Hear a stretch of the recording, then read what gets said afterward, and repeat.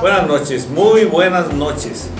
Este es su programa Acapulco a la Carta y estamos transmitiendo desde los estudios de TV Acapulco. Esta noche tendremos la recomendación de libros con Alejandro Calderón, que nos presenta el libro Dos Crímenes, donde Jorge Ibargüengoitia retrata con su inefable humor a la sociedad mexicana de los 70s y 60s, con intrigas familiares, afectación de intereses económicos y corrupción gubernamental. Nada nuevo bajo el sol. En Acapulco, en la historia de la cultura, Sergio Rojas dará el cerrojazo al tema de las estatuas en Acapulco, así como las noticias en la cultura y en los espectáculos. El platillo fuerte del programa será una entrevista con el señor Daniel Islas García, hotelero y promotor de espectáculos por más de 40 años, con el tema Acapulco y el turismo. Muy interesante. Bueno, pues hablando de saludos, hoy quiero mandar saludos a la señora Hortensia Medrano Paz en la Ciudad de México por su cumpleaños. Felicidades, doña Hortensia. También quiero mandar saludos a todas las personas que nos ven en Estados Unidos, por cable, en la parte de Florida y Chicago, a Costa Rica, que también nos ve por cable, y a todos los desmañanados en Europa que nos llegan a ver y que a veces nos hablan para saludar. Muchísimas gracias. Empezamos con el programa. Hoy nos toca comentar, como ya lo dijo mi amigo Abraham, el libro titulado Dos Crímenes, siguiendo el ciclo del escritor mexicano Jorge Ibargüengoitia. Primeramente quisiera ubicarlos en el contexto de la novela, que como también ya se comentó, es a finales de los años 60 y a principios de los 70 cuando se desarrolla la historia, en los años oscuros de la llamada Guerra Sucia, que emprendieron tanto el gobierno federal como los gobernadores de los estados, que si no en su totalidad, en su mayoría eran de origen priista, después de la terrible masacre del 2 de octubre de 1968. En ese lapso, los gobiernos ejecutaron detenciones a diestra y siniestra basados en el artículo 145 de la Constitución, que en esos años decía: comete delito de disolución social el extranjero o nacional mexicano que en forma hablada o escrita o por medio de símbolos en cualquier otra forma realice propaganda política entre extranjeros o entre nacionales mexicanos, difundiendo ideas, programas o normas de acción de cualquier gobierno extranjero que perturben el orden público, o afecte la soberanía del Estado mexicano. Y continuaba con una serie de disposiciones que solamente se aplicaban en países autoritarios, es decir, en regímenes dictatoriales. Afortunadamente ese artículo ya fue derogado. La novela está contada en dos partes. Primero por uno de los principales personajes, llamado Marcos González, alias El Negro, y se inicia en una pequeña fiesta en un departamento de amigos comunes que compartían ideas de tipo socialista, mas sin embargo no eran lo que se consideraba más adelante por un desconocido. Termina la fiesta, se duermen. Al otro día El Negro, el personaje principal, que así era apodado, Marcos González, y su compañera La Chamuca, que así la apodaba también, se fueron a trabajar, y ya estando en el trabajo les avisaron que habían ido agentes de gobernación a saquear el departamento, y se llevaron detenido al mentado Evodio, que estaba bien borracho, y se lo llevaron detenido. Entonces esta pareja tiene que huir, y posteriormente se dieron cuenta de que estaban acusados el grupo como una célula terrorista que había incendiado unos almacenes de prestigio en el Distrito Federal. Entonces llega este muchacho a su pueblo y encuentra, buscando a un tío rico, millonario, que vivía ahí, que tenía más de 10 años que no lo veían, y el primer encuentro llega a la casa del tío, y la primera en recibirlo es su prima Amalia, que lo vio con cierta desconfianza y no le permitió entrar. Le dijo que su tío estaba enfermo, que no lo podía recibir ni ese día ni a otro día, y adiosito, y le cerró la puerta y ya nos vemos. Y rondando por el pueblo, este personaje se encuentra un amigo de su tío, don Pepe Lara, que lo hace pasar la noche ahí, y al otro día lo lleva a ver, lo acompaña a ver a su tío, y entonces entran a la casa. Se pone en contacto con el tío y le propone un negocio en el cual el negro pretendía estafarlo con tal de obtener dinero para seguir huyendo, le propone explotar una mina de criolita, y para eso hacen un contrato. El tío le iba a abonar 10,000 pesos de anticipo, y al término de los análisis y de todos los costos de producción de la mina, de explotación, le iba a entregar 50,000 pesos. Pues total, hacen el contrato, se vienen una serie de sucesos. Este personaje tiene relaciones sexuales con su prima y con la hija de su prima. Se presentan situaciones muy especiales en la novela. El esposo de Amalia es el gringo, que según iba buscando los tesoros de Pancho Villa, y le dice que se necesitaba ser muy pendejo para andar buscando el tesoro de Pancho Villa en Muérdago, siendo que Pancho Villa nunca llegó ahí. Y él era muy aficionado a la cacería. Localiza una vieja mina, este muchacho localiza una vieja mina, hace todos los trámites y pone un vigilante al que le da un arma, un pequeño rifle, y en una de esas el gringo curioso fue a merodear y le dispara el vigilante, lo hiere, y el gringo queda resentido. El negro le hace bromas sobre la herida, ¿no? No le cree y le hace bromas. Entonces el negro le dice que él lo invita después a una cacería tratando de desquitarse, y el gringo le invita y le dice que pasaría por él al otro día a las 7 de la mañana, y él le dice que no puede ir, pero el gringo tal parece que no habla el español, pero no entiende lo que le dicen, lo que le contestan, porque insistió: yo paso por ti mañana a las 7 y tienes que recordar que a mí no se me olvida nada. Vamos a ver en Acapulco, en la historia y la cultura, con Sergio Rojas, quien dará el cerrojazo al tema de las esculturas y estatuas de Acapulco. Amigos, yates hundidos, caída de árboles. Ya la semana pasada esto quedó en el recuerdo. No hay que bajar la guardia, dicen los de Protección Civil, porque todavía faltan 19 ciclones o huracanes, perdón. Y bueno, pues dice que ni en 20 años, desde Paulina se quejaban los dueños de lanchas hundidas, había pasado algo similar a eso. Y el próximo domingo, no se olviden de felicitar a su papá, los que tengan padre, y los que no tengan, pues feliciten a la madre, que está haciendo las veces de padre.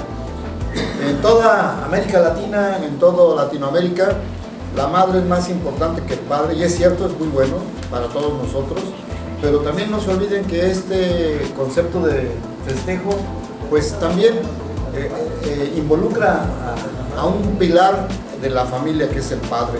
Un abrazo para todos los padres que nos están viendo. Hay noticias bien interesantes aquí en Acapulco, sobre todo que el próximo del 2 al 5 de julio se va a hacer se va a realizar la feria, la fiesta, la Feria Internacional del Libro de Acapulco, la FILA, la llamada FILA. Y entre los que vienen los moneros Tris y Gis, son esos cuates a todo dar, son un espectáculo. Sandra Lorenzano de Argentina, Sergio Telles Pon de México y el italiano Federico Mastrogiovanni, así como la realización de homenajes a Gabriel García Márquez, que ya aquí ha sido objeto de parte de nuestro experto en literatura Alejandro Calderón, motivo de análisis sabrosos dentro de sus palabras. Viene como un homenaje a Francisco Tario. Francisco Tario es uno de los escritores que se conocen como precursores de lo grotesco, de lo extravagante. Yo me acuerdo de un cuento de él, de Los Dedos de Hielo, algo así. Y lo más importante, amigos, en esta semana dentro de la cultura, es que el gobernador de Guerrero se destapó. Digo, bueno, se destapó porque se fue. Cuando ustedes van a un evento de masones, pues usted es masón.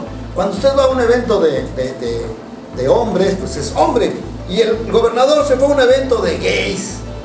Rogelio Ortega sorprendió a la comunidad homosexual guerrerense al participar en la 6ª marcha contra la discriminación y homofobia en Acapulco. Claro, iba con su esposa.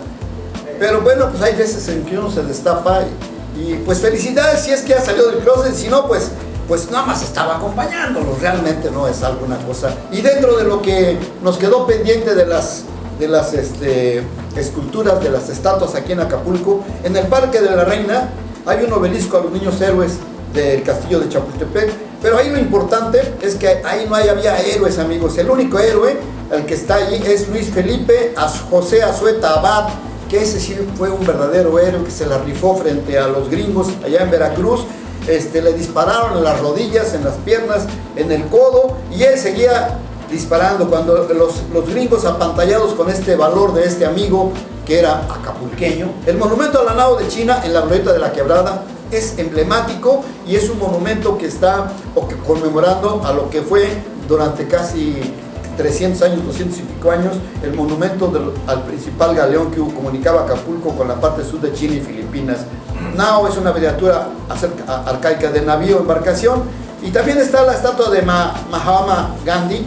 Ahí esta estatua de bronce tamaño natural está preciosa, se encuentra sobre la costera, a un lado o frente al Hotel Emporio, ahí antes de llegar a la Diana, a la Galería Diana.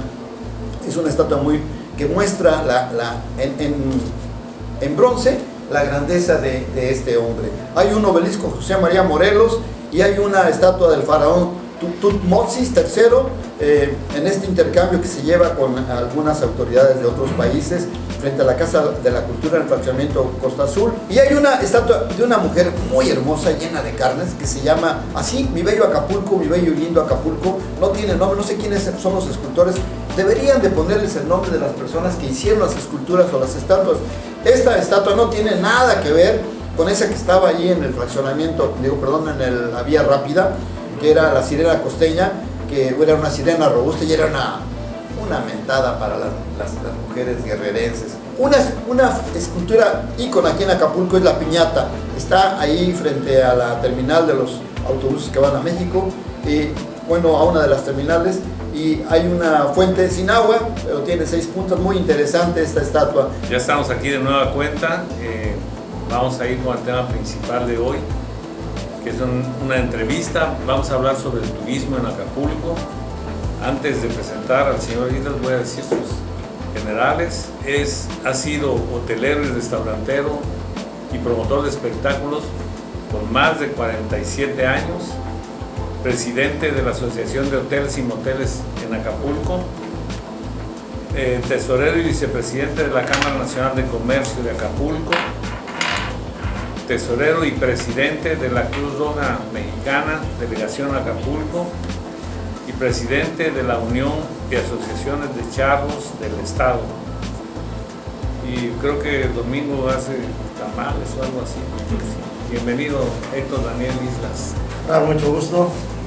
Muchas gracias por invitarme a tu programa y esperamos que lo que comente aquí me recuerde algo a mucha gente y además que sirva de algo para el bienestar de Acapulco. Perfecto. Y yo te pregunto, Daniel Islas, ¿cómo estaba el turismo en los 70s, más o menos, en los 60s, que te tocó a ti empezar, o cómo empezaste con la hotelería y los restaurantes? Después de trabajar en algunas empresas y en el Seguro Social, inclusive en un banco, en una agencia consignataria de barcos, fui invitado por un hotelero que fue un gran personaje en México, un líder al que le llamaban el Charro Díaz de León, Jesús Díaz de León, que fue el líder ferrocarrilero y secretario general del Sindicato de Ferrocarrileros de México. Tenía un hotel en la zona de Caleta, allá por el rumbo de las Américas, en Gran Vía Tropical, que se llamaba Hotel Mallorca. En 1965, él, después de que sabía a lo que yo me había dedicado, me invitó a ser gerente de su hotel. Así directamente a la gerencia. Directamente a la gerencia, sin haber trabajado nunca en ningún hotel. Como buen militar me dijo, pero eres contador privado, hablas inglés, trabajaste en una agencia de barcos, trabajaste en un banco, trabajaste en el Seguro Social, ¿quieres trabajar sí o no? Tenías todos los requisitos. En plena temporada le dije sí señor y me puse a trabajar como gerente del hotel y estuve 11 años trabajando en ese hotel. Perfecto. Y bueno, después tuve la oportunidad de irme a Tijuana de vacaciones, me quedé allá 2 años como gerente del Hotel Ramadaín, que era el hotel más grande en ese tiempo en Tijuana. De ahí me invitaron a trabajar en Isla Mujeres, me fui 5 meses a Isla Mujeres, pero yo quería regresar a Acapulco. Para mí, Acapulco era lo mejor que había para vivir, para trabajar y para tener una familia. Y sigue siendo, Daniel, yo creo, nada más digo, con algunos inconvenientes que hemos tenido, pero sigue siendo el lugar más bello del mundo. Yo creo que sí, he tenido oportunidad de conocer otros destinos turísticos, otras ciudades no turísticas, otras ciudades fuera de México, playas fuera de México, y no hay como Acapulco. ¿Y cómo era el turismo en ese tiempo? Platícanos. Bueno, el turismo que venía a Acapulco era en la temporada, que era lo que todo el mundo esperábamos, Entonces, lo que se llama temporada alta. del 15 de diciembre hasta terminar la Semana Santa. Pero sobre todo Abril más o menos. 15 de diciembre hasta antes de Semana Santa teníamos los hoteles llenos de extranjeros, sobre todo de Estados Unidos. Gente con alto poder adquisitivo, aunque muchos de ¿En qué ellos porcentaje más o menos? ¿Un 80, un 90%? del turismo que había en Acapulco en enero, febrero, marzo, el 80% por lo menos era turismo extranjero, y de ese 80%, más del 70% era de Estados Unidos. O sea, turismo bueno. Turismo bueno, turismo que venía, que se quedaba por mucho tiempo, inclusive muchos estuvieron viniendo a Acapulco por 30, por 35 años, porque Acapulco para ellos era el paraíso todo el año. Tenemos las aguas con la misma temperatura casi todo el año, nuestras variaciones son mínimas, siendo que en algunas ciudades en donde hace mucho calor, como ahorita Mexicali, que están a 45, a mí me tocó ir a Mexicali a 48 grados y me tocó ir cuando estaban a menos 2 grados. En el mismo año. Mismo año. No en el mismo mes, pero el mismo año en diferentes épocas. Y económicamente eran muy productivo el asunto. Económicamente Acapulco benefició a mucha gente. Hubo mucha gente que, en el caso de mi familia, tú nos conociste cuando éramos niños, ¿Sí? que andábamos rentando por ahí por el centro, casitas económicas y todo, y logramos todos estudiar, trabajar y tener después nuestra propia casa y educar a nuestros hijos en escuelas particulares, y todos teníamos un auto. Entonces, pero eso nos lo dio todo Acapulco, cuando había de verdad derrama económica fuerte del turismo. No sé en qué momento podemos empezar a analizar el por qué todo ese turismo que era considerado bueno, que dejaba una gran derrama en nuestro puerto, empezó a irse a otros lados. Bueno, yo he hecho a través de los años análisis, lo he comentado con mis clientes que venían, mis amigos que venían año con año y que traté durante muchos años, algunos de ellos por más de 20 años.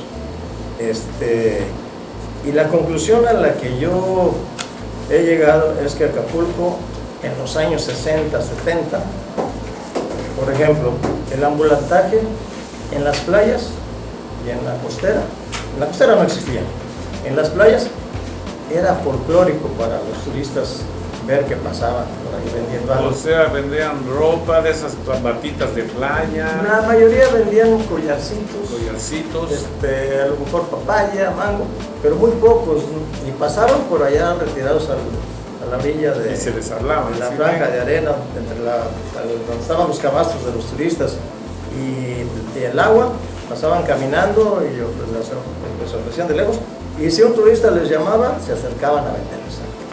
O sea, era un ambulantaje respetuoso. Se tenía mucho respeto por el turista, no se acercaban si no los llamaban. O sea, es decir, lo que decimos nosotros, estaban cuidando la gallina de los huevos de oro. Exacto. Otro de los problemas graves que vivimos en Acapulco, yo estaba hace unos 5 años por ahí leyendo una noticia en donde la Asociación Mexicana de Agencias de Automóviles o agencias automotrices declaraban que en Acapulco en los últimos años, o sea 5 años de ahí para atrás, había incrementado un promedio de 2,000 vehículos por año el parque vehicular de Acapulco. Y yo desde que me acuerdo, en el año 58 que llegué a Acapulco, para acá, no he visto una avenida importante que dé desfogue a ese parque vehicular, la basura. Tú Siempre por cualquier hemos tenido lugar que vayas, encuentras pequeños o grandes puntos negros de basura en la costera y en las playas. Ha mejorado un poco. Sí, ha mejorado un poco porque ahora nos estamos preocupando cuando ya se perdió ese turismo. El tiempo se nos termina, pero podemos dejar esto para otra plática porque es muy interesante. Te agradecemos mucho, Daniel, este tiempo. Gracias, Abraham. Nos vemos la próxima semana, el próximo jueves de 7 a 8 de la noche en otro programa más de Acapulco a la Carta. Este programa lo pueden ustedes ver el próximo lunes por la tarde en YouTube, Acapulco a la Carta. Que pasen buenas noches.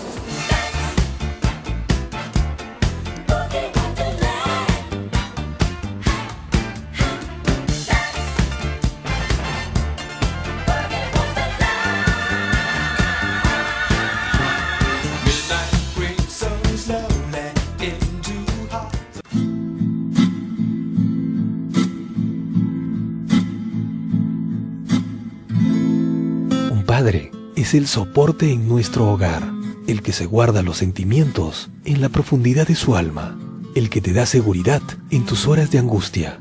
Es el héroe de tus cuentos infantiles, es aquel que te impone respeto en la adolescencia.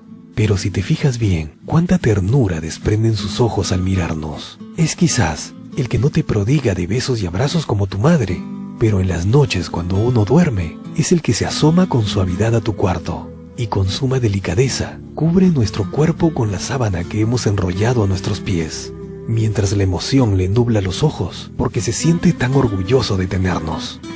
Tenemos que comprender el papel que muchas veces se le asigna a nuestro padre, un papel un tanto distante, severo. ¿Quién de nosotros no habrá escuchado de su madre alguna vez decirnos: "Se lo voy a decir a tu padre cuando llegue"? Y uno se siente temeroso, pero a la vez espera ansioso el regreso del padre. Y cuando lo alcanzas a divisar desde la ventana, ya no temes el regaño, lo que esperas anheloso es su abrazo protector. Gracias a todos ellos, nuestros padres. Felicidades a los hijos que lo han disfrutado toda su vida, a los que lo tuvieron poco tiempo, pero fue muy intenso ese transcurrir. A los que por las circunstancias tuvimos que crecer sin ellos a nuestro lado, no juzguemos, disfrutemos del recuerdo emotivo del padre, que junto con el amor de una madre, hace de nuestra vida feliz. ¡Feliz día, papá!